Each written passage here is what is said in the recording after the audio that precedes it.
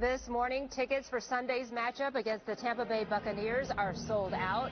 About 8,000 seats in Lambeau will be filled due to COVID protocol. Well, even with that level of turnout, it is expected to have some sort of impact on local businesses in the area. Now, we're joined this morning by Mark Kass of the Milwaukee Business Journal. And Mark, the latest estimates on economic impact for even a single game at Lambeau Field that I've been reading, just for the Green Bay area, somewhere between $12 and $15 million.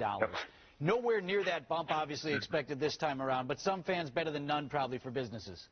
Oh, yeah. I mean, because it's been a hard year for them. Think of this. I mean, they've lost all the games this year. They've lost the fans who come for the weekends, who spend money in hotels and restaurants.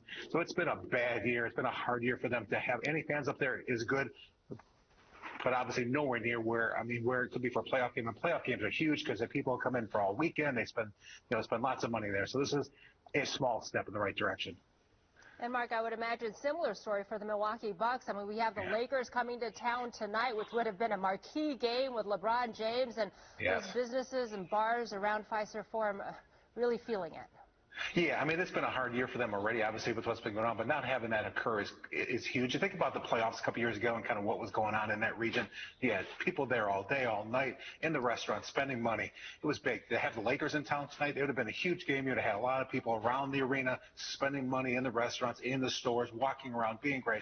A lot of energy in that area, and there will be nothing there tonight. So that's really tough. Hopefully that'll improve over the next couple of months, but right now it's very hard for them not to have anybody in the stands.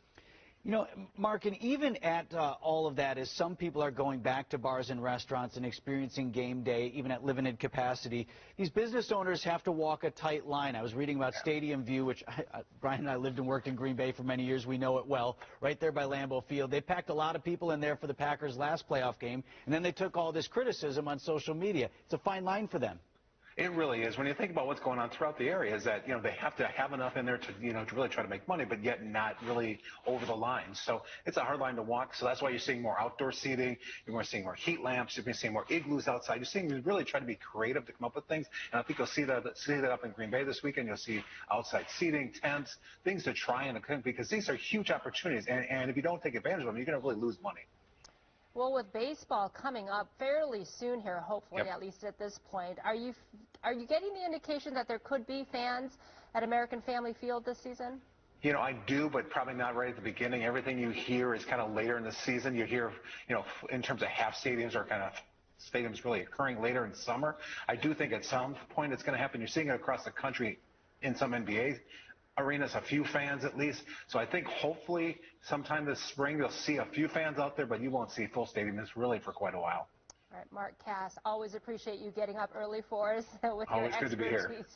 Thanks so much. To learn more about this and other business stories, head to bizjournals.com.